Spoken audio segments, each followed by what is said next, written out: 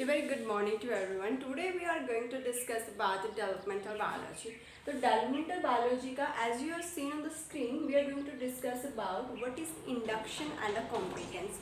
तो इंडक्शन और कॉम्पिटेंस को पढ़ने से पहले हम यहाँ पर पढ़ने वाले हैं कि डेवलपमेंटल बायोलॉजी होती क्या है. So just come to me. Okay, what is developmental biology. तो जब भी हम डेवलपमेंट की बात करते हैं, तो अगर हम डेवलपमेंट की बात करते हैं, इसका मतलब क्या होता है, किसी चीज़ का विकास होना.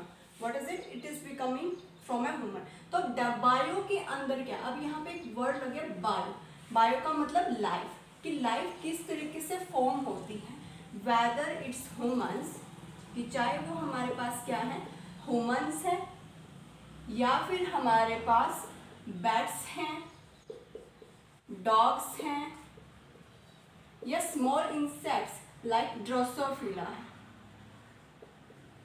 तो डेवलपमेंटल बायोलॉजी में हम किसके बारे में पढ़ते हैं, लाइफ के बारे में पढ़ते हैं, चाहे वो ह्यूमंस की लाइफ हो, बैट्स की लाइफ हो, या फिर डॉग्स की हो, या फिर ड्रोसोफिला की हो. तो अब यहाँ पे डेवलपमेंटल बायोलॉजी के अंदर अब हम ह्यूमंस की बात करते हैं. तो किसी भी लाइफ फॉर्म के लिए, तो किसी भी लाइफ फॉर्म में क्या होता है, फर्स्टली क्या होता है, फ्रॉम द मेल, मेल से क्या आता है, sperm, and the egg from the female body. ये स्पर्म और egg they fuse together and result in the formation of a body which is known as zygote. That is an number and that is 2n.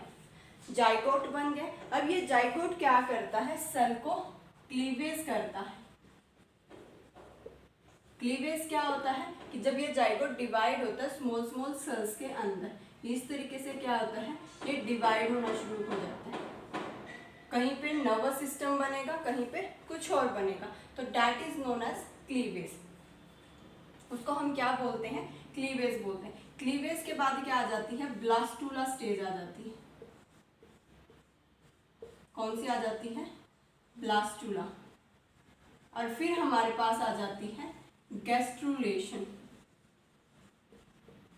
Gastrulation में क्या होता है कि जिन sales को nervous system बनाना होता है वो अलग से एक्टोड्रम, मेसोड्रम और एंडोड्रम के अंदर वो डिवाइड हो जाते हैं. एक्टोड्रम जहाँ से नर्वस सिस्टम बन गया, मेसोड्रम से जहाँ से हार्ट और कनेक्टिव टिश्यू बन गए हैं, एंडोड्रम से अलग तरीके की स्टमक की लाइनिंग होगी है या जीआई ट्रैक्ट की लाइनिंग होगी है. वो इस तरीके से हमारे गैस्ट्रुलेशन प्रोसेस के अंदर चलती रहती है. तो ये था हमारा सिंपल सा डेवलपमेंटल बायोलॉजी होती क्या है, जहाँ पे हम पढ़ते हैं किस तरीके से लाइफ होती है. तो इंडक्शन और कॉम्पिटेंस हमें यहाँ पे देखने को मिलती है कि किस तरीके से ये सेल और ये सेल इंटरेक्ट करती है, या फिर ये सेल और ये सेल किस तरीके से इंटरेक्ट करती है. That is known as induction and the competence. तो ये था हमारे पास कि इंडक्शन क्या होता है और कॉम्पिटेंस क्या है. हमने यहाँ पे देखा कि डेवलपमेंटल बायोलॉजी है वो किस तरीके से काम कर रही है. अब सेल क्या करती है यहाँ पे, इंडक्शन एंड कॉम्पिटेंस. तो अब यहाँ पे तुम्हें दिखाई दे रहा होगा कि एक क्या है, इंडक्टर होता है हमारे पास, और एक हमारे पास क्या होता है, कॉम्पिटेंस होता है. तो इंडक्शन क्या है, एक काइंड ऑफ क्लोज इंटरेक्शन. क्या है, क्लोज इंटरेक्शन है between cell and a tissue. या तो सेल के बीच में हो सकता है इंटरेक्शन. कैसे हो सकता है, सेल इंटरेक्शन, या फिर सेल और टिश्यू के टाइप में इंटरेक्ट करता है. दैट इन्फ्लुएंस मतलब प्रभावित करना किसी चीज को. द डेवलपमेंटल फेट मतलब उसका भाग्य को डिसाइड करना कि आगे जाके उसको क्या बनना है. तो that is known as induction. अब इसका जो इंडक्शन होता है किसी ना किसी को तो इन्फ्लुएंस करता है ना. तो यहाँ पे ये किस तरीके से काम करता है, अगर हम इसको जनरल लाइफ में इन्वॉल्व करें तो वन सेल. अब ये सेल क्या करती है, अगर हम बाय चांस मान लो जो मैं बोल रही हूँ, अब मैं क्या हूँ, एक सेल हूँ.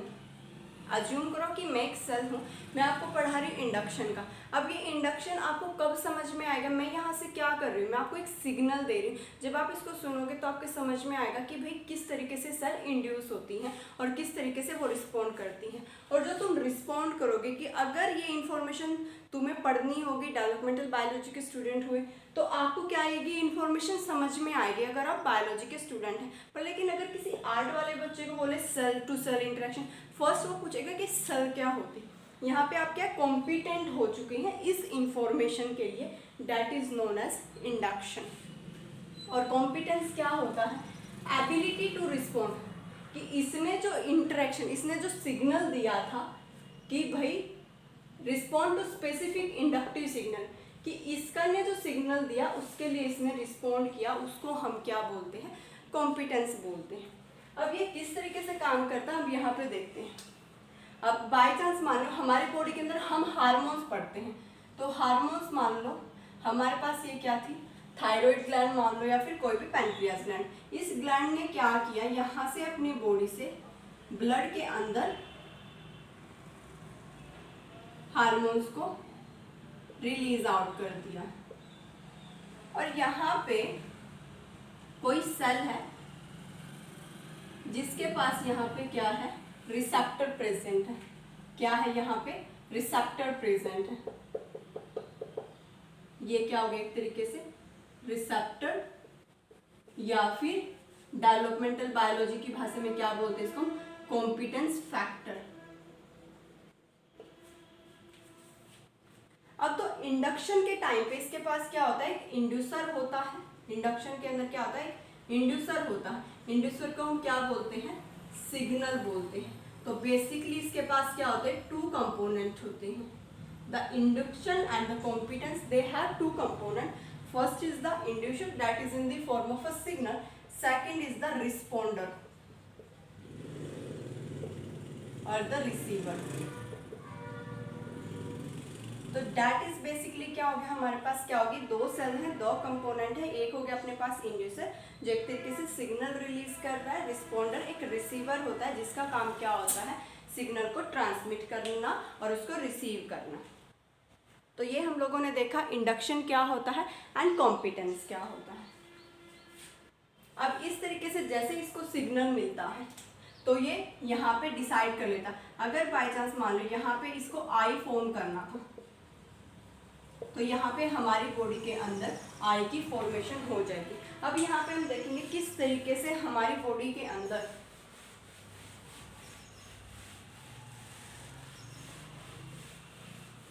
आई की फॉर्मेशन हम देखेंगे। आई लेंस इंडक्शन, आई के अंदर हम लेंस इंडक्शन की यहाँ पे बात करने वाले हैं। अब हमारे पास क्या होता है, एक टिश्यू होता है जिसको हम क्या बोलते हैं, ऑप्टिक वेसिकल। क्या होता है हमारे पास, एक ऑप्टिक वेसिकल होता है। और यहाँ पे क्या है, हेड एक्टोड्रम है।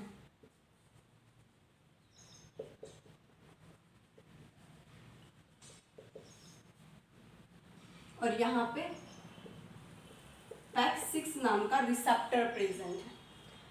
अगर ये ऑप्टिकल वेसिकल को हमने हेड एक्टोड्रम के पास रख दिया, मतलब यहाँ से जो सिग्नल आ रहा है अगर ये हेड एक्टोड्रम रिसीव कर रहा है तो यहाँ पे क्या बन जाएगा, आई लेंस की फॉर्मेशन करेगा। तो ये हेड एक्टोड्रम क्या बनाएगा, लेंस बनाएगा। पर लेकिन अगर यहाँ पे एक और सेल है, मान लें हमारे पास क्या है, बेली एक्टोडर्म है, और इसके पास यहाँ से सिग्नल जा रहा है तो क्या यहाँ पे लेंस की फॉर्मेशन होगी, नहीं।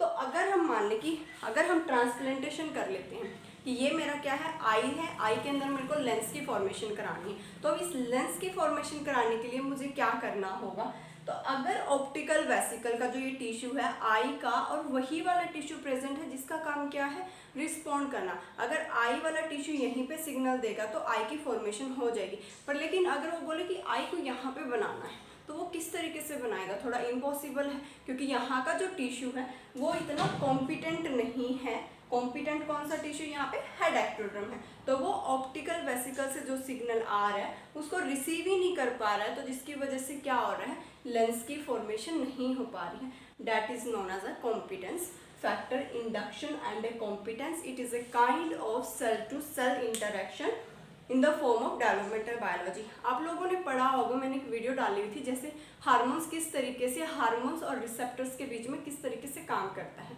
तो वो क्या हो गया, सेल के हिस्सा हो गया कि भाई सेल किस तरीके से कम्युनिकेट करती है। यहाँ पे हम डेवलपमेंटल बायोलॉजी की बात करें तो यहाँ पे थोड़ा सा अलग हो जाता है। तो इस तरीके से हम लोगों ने देखा इंडक्शन क्या होता है, कॉम्पिटेंस क्या होता है, और जितना भी मैंने पढ़ा है ये आप लोगों को मैंने पढ़ा है गिलबर्ट की बुक से। Thank you so much.